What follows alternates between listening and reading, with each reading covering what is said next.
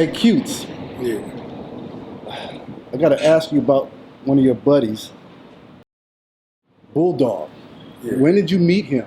And where was he from when you first met him?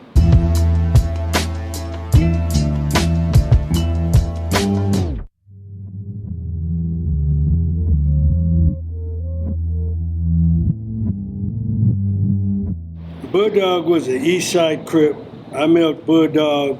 I knew a Bulldog before he went to YTS. And I formed a personal relationship with Benny when he came home. And we were friends, me, him, and Tony Stacy, Dead-Eye Clint, Smiley from A-Tray. We were inseparable in Sugar Bear from A-Tray, Hoovers. These are our Hoovers. And he was original Hoover Crip, Sugar Bear. But before that Hoovers ever started, he was Raymond Washington's #1 man, and he's the one that would go out and knock on doors and go up to schools and flip some shit. He was a hog. That's what he was. He was a fucking hog. So where did the Hoover come into play at? Because one of the Hoovers told him, when you get back up out of here, we need you to step on up over there in them 90s from that 83rd over there and keep the shit going. And he said, all right, I'll keep your set going. It's a small set. It's new. I'll give you my word that when I get out, I'm going to put Hoover on the map and I'm going to keep it going. But see, Bulldog was a special guy. He knew he loved Salty from Compton. Mm-hmm. And during this whole period, we had started this thing called the Long Table.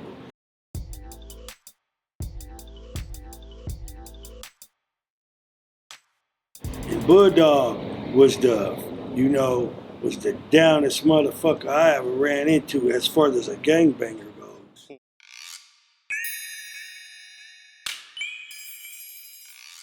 So when Bulldog was running the Long Table, was he still part of Raymond's East Side, or he had already crossed over to Hoover?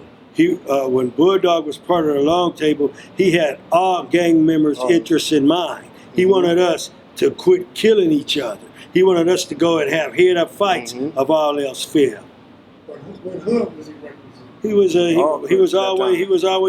wanted all Crips. No, so one more thing. Yeah. So we found an article on you and Bulldog and Clint, Somebody named Raymond. and also with Babyface in the article. Yeah. Babyface was 60s. Yeah. So you know Babyface personally. Oh yeah, Babyface. I had already flipped Crenshaw when Big Rick and Babyface got there. So that's why I know history. See, Buddha sent me to Crenshaw to flip it. Tookie sent me to Horseman to turn it into Crips. So when you met Babyface, where was he from?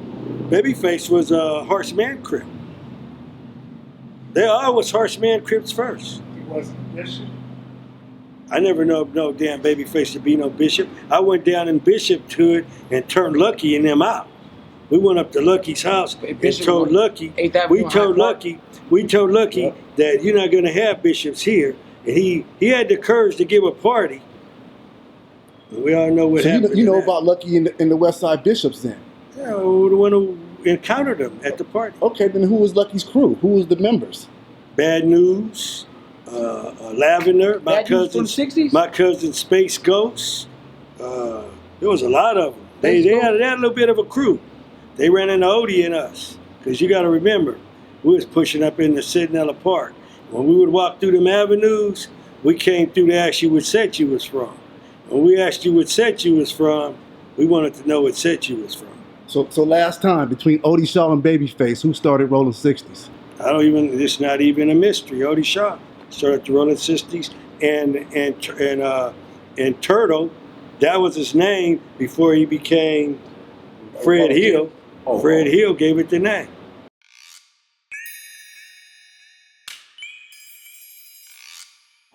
Monster, when it comes to gang history research, your book is the reference Bible.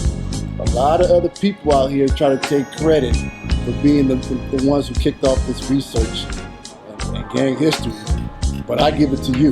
Thank you. I appreciate that, man, because but you know, I want to ask this though. Have you got any blowback from anybody over that book?